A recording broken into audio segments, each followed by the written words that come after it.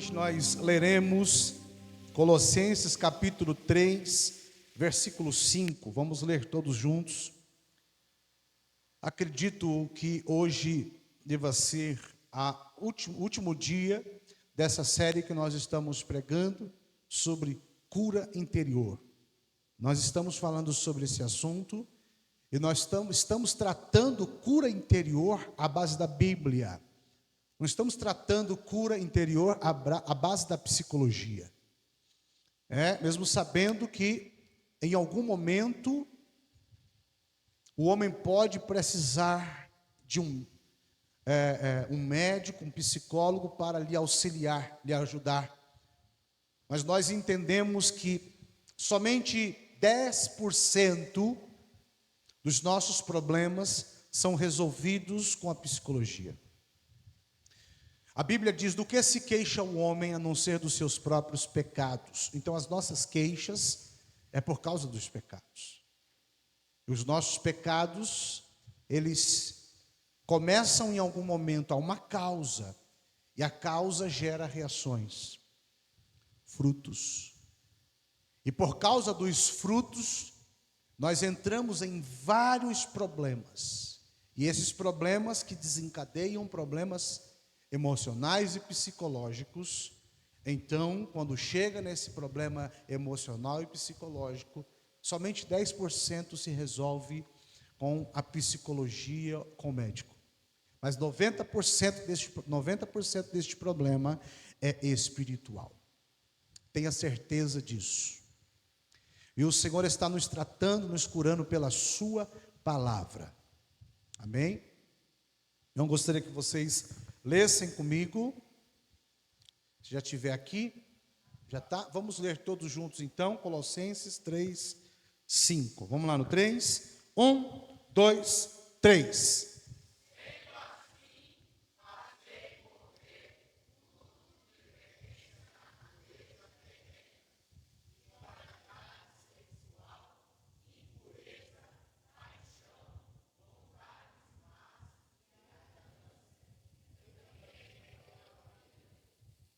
Vamos ler mais forte agora?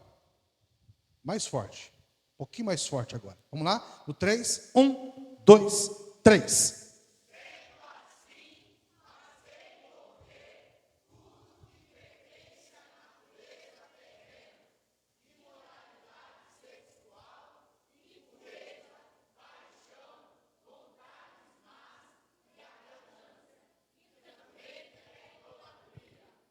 Muito bem, podeis sentar.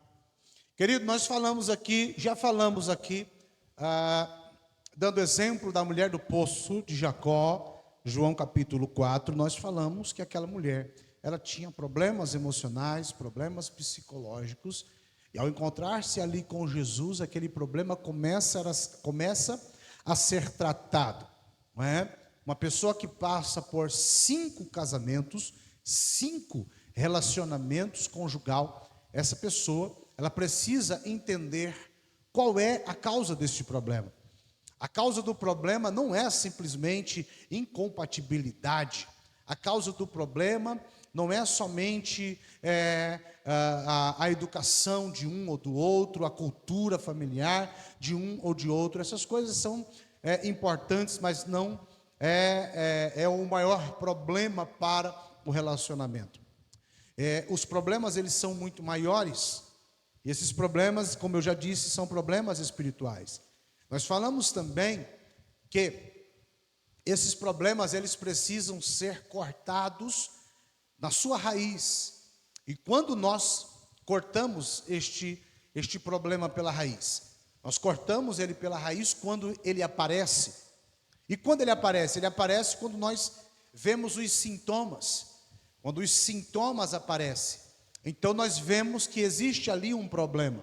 O sintoma não é o problema, mas o sintoma mostra que tem alguma coisa errada. E quando eu tenho o sintoma, percebo que existe alguma coisa errada, eu não trato o sintoma, mas eu trato a causa. Então a causa da ira, a causa da imoralidade, a causa da ganância, a causa de todos os outros maus pensamentos e desejos não são os maus pensamentos e desejos somente, mas a causa está mais embaixo. Nós precisamos tratar essa causa. Falamos sobre isso. E nós falamos também que nós tratamos a causa através de arrependimento. Nós nos arrependemos diante do Senhor. E o fruto do arrependimento é humildade. A humildade precede a honra. Todas as vezes que nós nos arrependemos dos nossos pecados, nasce em nós um fruto, e esse fruto é o fruto da humildade. O fruto da humildade vai fazer com que nós sejamos honrados, bem-sucedidos em todas as áreas da nossa vida. O contrário é verdadeiro. Se nós rejeitarmos o arrependimento de Deus em nossa vida, Romanos 2:3, é o Espírito Santo em nós que gera o arrependimento, e se rejeitarmos o arrependimento, o fruto da rejeição é a soberba, é o orgulho. E a Bíblia diz que a soberba precede a queda. Então, todos aqueles que rejeitarem o arrependimento de Deus em suas vidas, não é se vai cair, é quando vai cair. A queda é certa. O texto que nós lemos os últimos 2 dias que passamos por aqui, que é em Gálatas capítulo 5, do versículo 16 em diante, vai dizer que as obras, seja da carne ou seja do Espírito, essas obras, elas se manifestam, fazendo-nos entender, ou dando-nos a entender, que não importa de que lado nós estamos, seja do lado do Espírito, portanto, cumprindo as obras do Espírito, bondade, paz, benignidade, são 9 áreas que a Bíblia diz que são fruto do Espírito. Esses sintomas, ou esse fruto, ele vai se manifestar se eu estiver andando no Espírito. Mas a Bíblia diz também que a obra da carne, ela também se manifesta. E essas obras da carne são 16 áreas, pelo menos em Gálatas 5,16, e vai dizer que elas estão se manifestando. Manifestar é sair para fora. Ela vai ser vista, seja por mim ou seja por outros. Essas obras serão vistas. E quando essas obras são vistas, isto nos indica que são obras da carne que está se manifestando. Eu não posso fechar os olhos para isso. Isso são sintomas. E eu preciso estar atento para curá-lo, para tratá-lo como ele deve ser tratado. E esses sintomas, eles não podem ser tratados como se fosse um distúrbio natural de cada um. Sanguíneo, eu sou sanguíneo, eu sou explosivo mesmo, eu tenho esse jeitão meu, eu tenho esse jeitão, eu tenho esse jeitão minha mesmo, eu sou dessa forma. Não, isso daí são obras da carne que se manifestam. E nós precisamos identificar o problema e trazer cura. A cura está, a princípio, buscando arrependimento dos nossos pecados no Senhor, confessando os nossos pecados diante de Deus. Agora, o texto que nós lemos também, agora, em Colossenses capítulo 3, versículo 5, a Bíblia vai dizer: fazei mortificar as obras da carne. Ou seja, mortificar aqui é tornar morto, ou seja, eu preciso eliminar, matar as obras da carne. Mas observe que eu disse aqui que as obras da carne, nós não temos controle sobre elas se não houver arrependimento. Uma vez que o fruto, ele está em mim, eu não tenho controle sobre ele. Eu vou agir baseado no que está sendo gerado em mim. Então, se eu tenho gerado frutos para a carne, as minhas ações, as minhas atitudes serão atitudes incontroláveis. Eu vou ter ódio, muitas vezes tentando querer amar alguém, Por quê? Porque são obras da carne se manifestando. Então, o outro lado, da mesma forma, se eu tiver o fruto do Espírito, eu vou querer ter ódio. Ao mesmo tempo, o Espírito Santo em mim, operando em mim, vai fazer com que eu ame alguém que me chateia, que me magoa, que me fere, porque o fruto do Espírito está em mim. Então aquilo se manifesta querendo eu ou não. Mas é quando que eu quis. Eu quis que ele se manifestasse no momento em que eu me arrependi e entreguei o meu coração para o Senhor. Então, a partir dali, os resultados virão, seja a obra da carne, seja a obra do Espírito. Quantos estão entendendo até aqui? Então, observe que mortificar as obras da carne aqui é entender, primeiro, que elas existem, depois, trabalhar para que elas morram, para que elas sumam, para que elas sejam eliminadas, para que elas desapareçam. Então, mortificar as obras da carne é entender que elas estão vivas. E uma das formas que nós precisamos entender que para as obras da carne, para que elas sejam mortas, nós já falamos que é a partir do arrependimento. Agora nós precisamos entender por onde essas obras elas entraram. Por onde entrou a obra da carne. E eu queria compartilhar com você um texto da palavra do Senhor. Abra sua Bíblia, por favor. Em Gálatas capítulo 4, vá para o versículo 30. Gálatas capítulo 4, versículo 30. Quando estiver aqui, me dá um sinal. Já está aqui? Já? Vamos ler juntos então, em alto e bom som. Vamos lá? 1, 2, 3.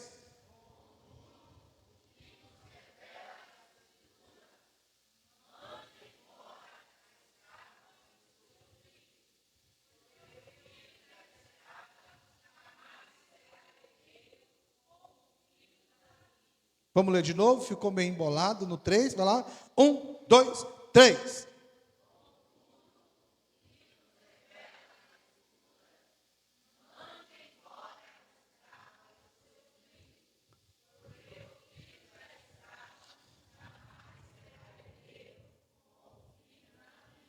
Então, o que o texto aqui vai dizer? O capítulo 5 de Gálatas é a continuidade do capítulo 4. Paulo está falando no capítulo 5, dando continuidade no pensamento do capítulo 4.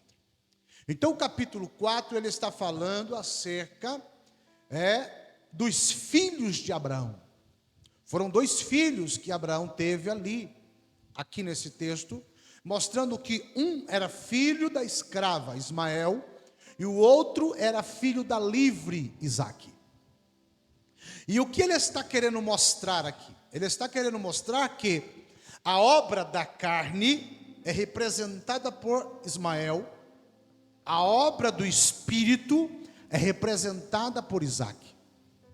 Então o que ele está dizendo? Ele está dizendo, o filho da escrava, Ismael, filho da carne, não vai reinar com o filho da livre, não será herdeiro junto com o filho da livre.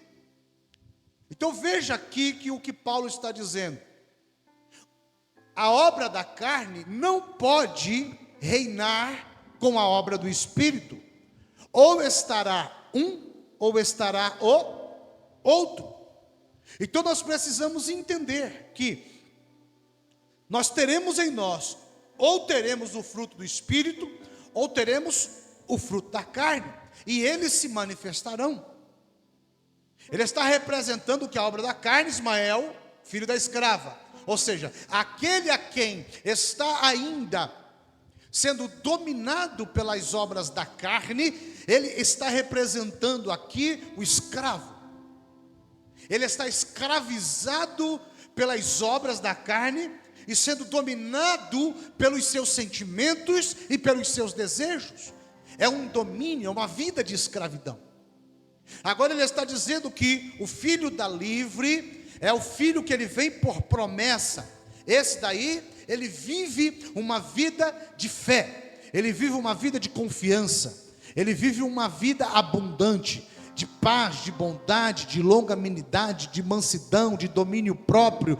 Ele vive uma vida, uma vida onde ele realmente gostaria de viver. E como isso acontece? Isso acontece porque ele faz um ato. Qual ato? Ele manda embora o filho da escrava.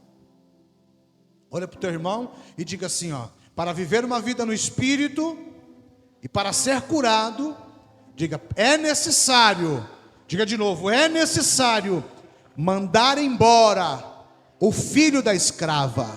O filho da escrava não vai reinar com o filho da livre. Então agora, por onde entrou o filho da escrava?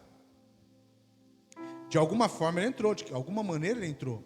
Vá para Gênesis capítulo 16, versículo 3.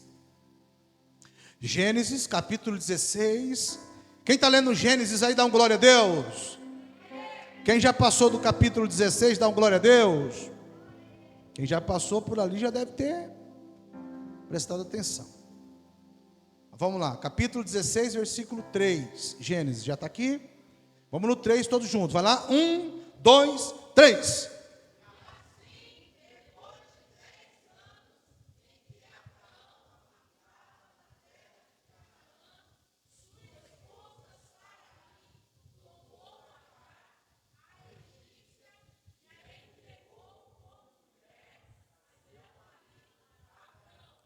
Então veja, que Sarai entregou como mulher Agar ao seu marido Abraão. Mas o texto falou qual é a origem da Agar. De onde ela é? Da onde? Diga comigo, do Egito. Egito. E como é que essa mulher apareceu na vida de Abraão? Como que essa mulher apareceu na vida de Sarai? Quando houve fome na terra, a Bíblia diz que Abraão desceu para o Egito. E quando Abraão desce para o Egito, nós conhecemos a história, chegou lá, Abraão mentiu, falando que Sarai não era sua esposa, para que ele não morresse. E ele passou um período ali, trouxe problema para o Egito, porque Faraó quis tomar Sarai como sua esposa. Deus feriu aquele reino, aquele povo ali. E ele saiu de lá, e quando ele sai de lá, a Bíblia diz que ele sai de lá com riquezas, com gado, e com servos e servas. E esses servos e servas que saiu de lá com Abraão, que foi o próprio Faraó quem deu, veio de bojo a Agar. Olha para o teu irmão e diga para ele assim, quando a gente desce para o Egito, Agar vem junto. E o que quer dizer isso, pastor? Na nossa vida cristã, na nossa caminhada com Deus, às vezes nós queremos dar uma descidinha no Egito por causa dos problemas que acontecem, por causa do desespero. Teve um desespero, teve um probleminha, a gente quer dar o nosso jeitinho, e o nosso jeitinho muitas vezes é descer para o Egito. Escute o que eu vou dizer para você. No nosso Brasil hoje existem pelo menos 40 milhões de crentes afastados da igreja. 40 milhões de crentes afastados da igreja. Onde eles estão? No Egito. Na hora do desespero, foram para o Egito. Só que alguns permaneceram e ainda estão no processo do Egito. Abraão passou pelo processo do Egito, permaneceu no Egito um tempo, depois voltou para a caminhada dele com Deus. Mas eu quero dizer para você que muitos de nós também já passamos um dia pelo Egito. E qual é o problema, pastor? O problema é que na nossa passada pelo Egito, talvez Agar veio junto. E o que é representado aqui pela Agar? Antes de eu falar, deixa eu mostrar para você. Eu já pastorei igreja há pelo menos 18, 19, quase 20 anos. Eu tenho pastoreado igreja, e não só pastoreado, eu tenho pregado em alguns lugares. Eu converso com pessoas, eu vejo as pessoas falando sobre seus problemas, eu trato de assuntos na vida de pessoas, ajudo pessoas a se reerguerem, se levantarem. E eu tenho visto que no meio da igreja, 80% dos problemas são emocionais. 80% dos crentes sofrem com problemas emocionais. E não é distúrbio mental, não é descontrole muitas vezes emocional, são reações que as pessoas estão tendo, mas essas reações é por causa da passagem pelo Egito em um momento da sua vida. Comportamentos mudam, opiniões mudam, atitudes mudam por causa da passagem pelo Egito. A passagem do Egito. Então, durante esse tempo pastoreando a igreja, eu tenho visto a igreja passar por fases. A igreja, eu quero dizer, pessoas que frequentam a igreja, passam por fases. E eu tenho visto que dos últimos 10, 15 anos, de lá para cá, as pessoas que têm se convertido, teoricamente, a Jesus, essas pessoas têm recebido informações em muitos lugares, na internet, comido em vários lugares, e essas comidas, o que tem sido, o que tem penetrado na sua consciência, no seu subconsciente, muitas vezes são mensagens que, na maioria das vezes, têm atrapalhado o crente permanecer firme. E eu tenho visto que aqueles que não se desviaram, os que se converteram de 10 a 15 anos para cá, aqueles que não se desviaram e voltaram para o mundo, eles estão próximo de fazer isso, ou está aí, quase, está pertinho. Eu estou vendo. Comportamento que mudou por causa da passagem do Egito. A passagem do Egito trouxe mudanças para a vida de Abraão, para a vida de Saraí. Então eu vejo de lá para cá as pessoas mudando, seus comportamentos mudando. Então nós, como cristãos, nós temos que tomar muito cuidado. A Bíblia é o nosso manual de fé e prática. A Bíblia não é o intérprete da Bíblia, é a Bíblia. O intérprete da Bíblia, eu posso vir aqui pregar a maior heresia, e vocês dão glória a Deus por não conhecer a Bíblia e comerem e se perderem. Mas a Bíblia está à disposição de todos nós, e todos nós devemos consultar a palavra de Deus para saber se aquilo que eu ouço está trazendo para mim Isaac ou Ismael. Escute, nós aprendemos ao longo dos anos, os crentes que passam pelo Egito, e a maioria no Brasil, por que não dizer no mundo, é o que tem passado, passaram pelo Egito, e passando pelo Egito, eles estão aprendendo outras práticas. Os crentes aprenderam a beber. Pastor, eu gosto de beber. Tudo bem, eu só quero dizer para você que estudando a Bíblia eu aprendi que é errado. Ah, pastor, mas eu gostaria que o senhor me mostrasse. Então senta comigo, que nós vamos falar. Talvez numa mensagem como essa eu não tenho tempo para explicar. Mas quer sentar comigo meia hora, uma hora e meia, todos os dias? Eu te mostro. Nós aprendemos a beber, bebida alcoólica. Nós aprendemos a enganar a Deus, não trazer mais os nossos dízimos e as nossas ofertas. E coisitas mais que eu vou evitar falar aqui, porque o preço para mim é muito alto falar sobre isso. Mas vou ficar aqui. Deus, como dizia uma pessoa, segura minha boca. O preço para mim é muito alto falar sobre isso. Mas enfim, comportamentos que eles mudam por causa da passagem do Egito. E quando passa pelo Egito, a Agar vem junto. E quando a Agar vem junto, olha para o teu irmão e diga: se Agar veio, Ismael vem também, os frutos da carne. E aí os frutos da carne não tem como controlar. Por quê? Porque Agar veio. Aí Deus vai dizer assim: então para vocês para vocês viverem uma promessa, e o herdeiro,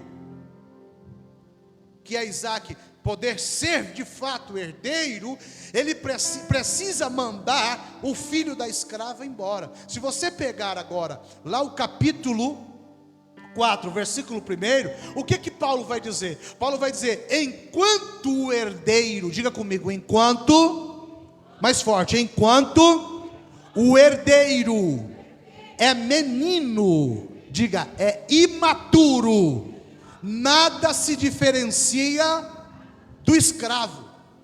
Então o que Paulo está dizendo? Paulo está dizendo assim: enquanto o Isaac é menino, ele é pequeno, ele é imaturo, ele nada se diferencia do Ismael. Se não me falha a memória, a diferença de um para o outro é em torno de 13 anos, se não me falha a memória. Então Isaac com 13, ele tem Ismael com 26. Ou seja, Isaac aí já é o herdeiro, mas ele é menino. E se ele é menino, mas ele não compreende que quem ele realmente é, então ele não tem diferença nenhuma em relação a Ismael. Ele ainda é um escravo como Ismael. Por quê? Porque ele não tem maturidade. Então o que Paulo está dizendo para nós? Paulo está dizendo para nós que enquanto nós ainda não entendermos que nós somos filhos da promessa, e que o nosso nascimento espiritual foi a vontade soberana de Deus, e que nós estamos aqui por promessa do Senhor, e que nós fomos chamados por Cristo, e que nós fomos regenerados pelo Espírito Santo, e que a palavra de Deus habita em nós, e que existe uma autoridade do Espírito em nossa vida, e que nós somos cheios do Espírito Santo, e que nós não temos ligação nenhuma com o mundo não tem nada conosco. A Bíblia diz que aquele que ama o mundo, o amor do Pai não está nele. Nós não amamos o mundo, e nem no que o mundo faz, nem no que há no mundo, mas nós amamos a Deus, a sua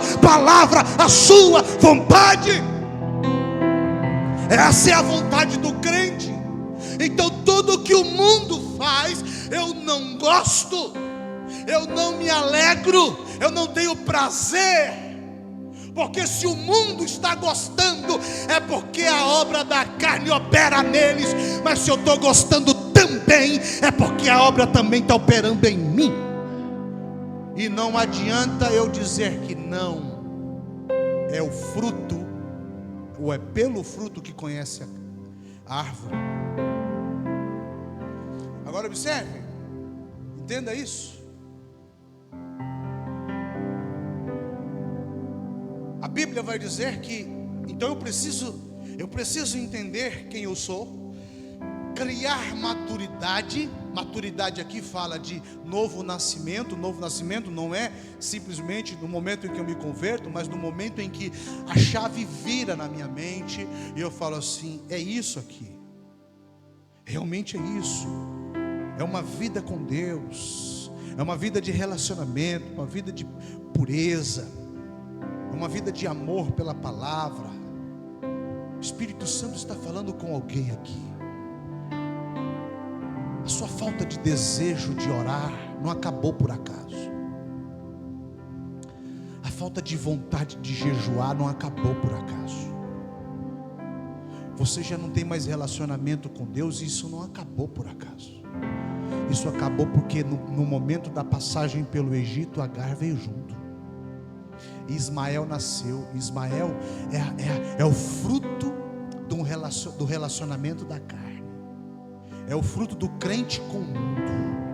É o casamento do crente com o mundo. Aí nasce Ismael.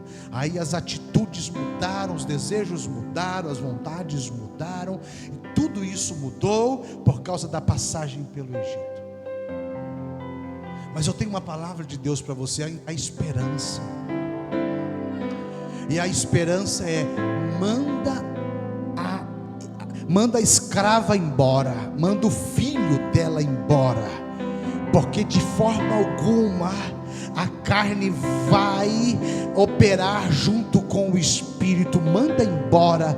Você vai mandar embora. Hoje você vai dizer assim: tudo que é fruto da carne vai ir embora, e eu não aceito mais sobre a minha vida. Se não mandar embora, a Agar permanece, Ismael permanece, o fruto da carne permanece. Mas se mandar embora, escute, abra lá, vamos ver as obras da carne. Gálatas capítulo 5, versículo 16.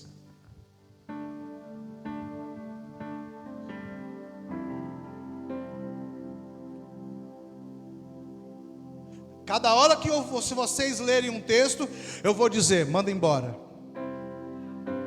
Lê uma frase, manda embora. Tá bom? Vai lá, começa. 1, 2, 3.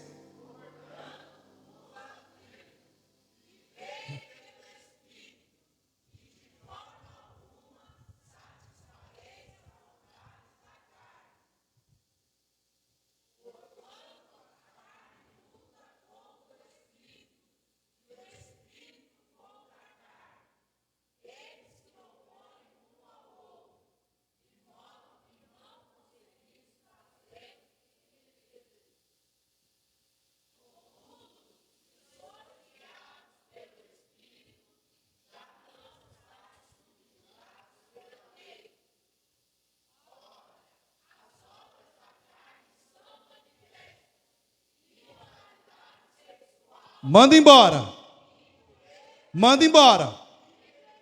Manda embora. Manda embora.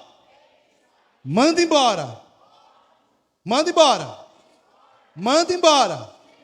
Manda embora. Manda embora. Manda embora. Manda embora. Manda embora. Manda embora. Manda embora. Manda embora. Aqui tem 16 áreas onde ele disse: são filhos da carne, representado por Ismael, por causa de Agar que veio do Egito. Mas tem um monte de outras que estão parecidas com ela. Manda tudo embora. Se não mandar embora, não tem cura interior. Vai querer controlar o ódio, não consegue. Vai querer controlar o ciúme, não consegue. Vai querer controlar a inveja, não consegue. Vai querer parar de beber e não consegue. Vai querer parar de se prostituir e não consegue. Só vai conseguir se mandar o filho da escrava e a escrava embora.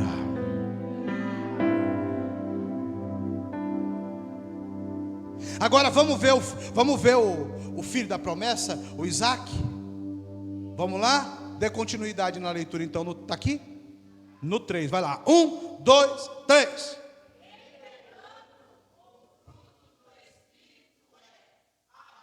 Vai.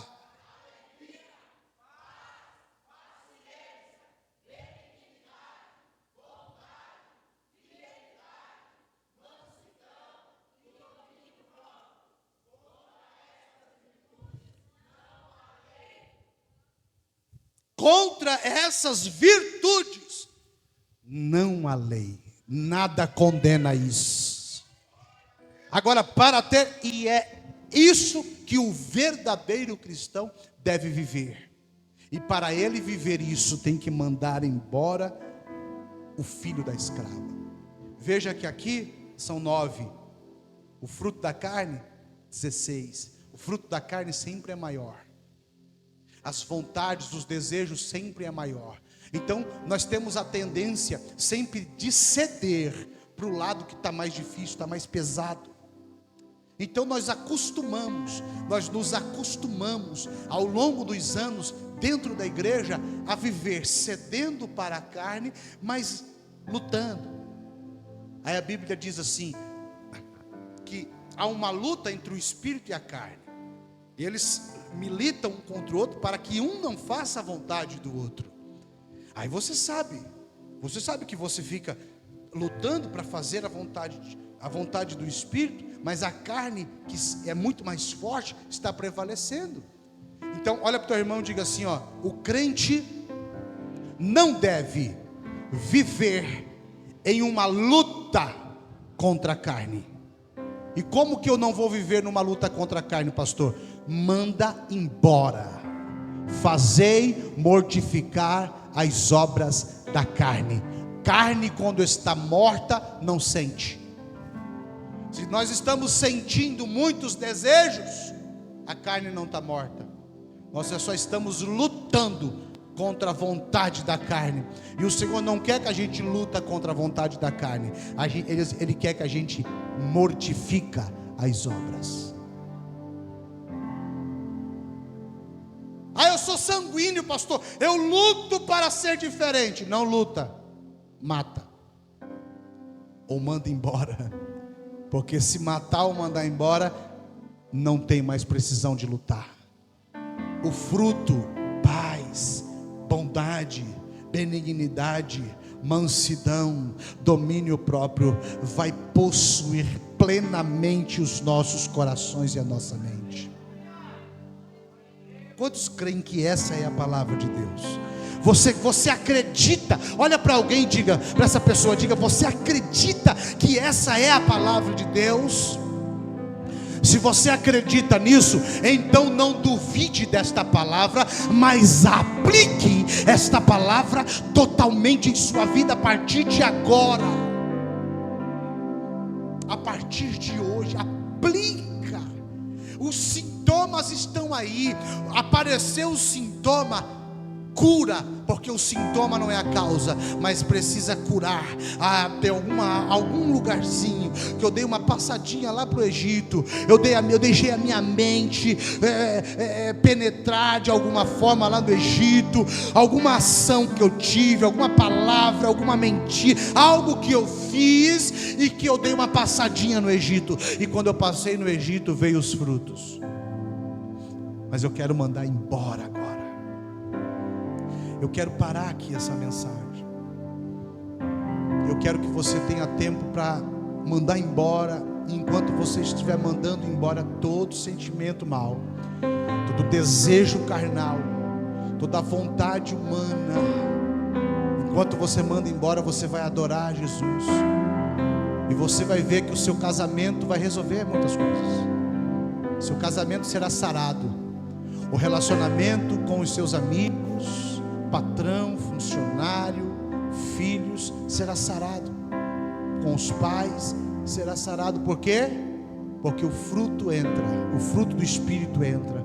Se o fruto do Espírito entra, então tem paz, tem harmonia. Onde está o fruto do Espírito, a carne não vai prevalecer. Então você não vai lutar, você vai mandar embora. A partir de hoje, você vai mandar embora. Fique de pé.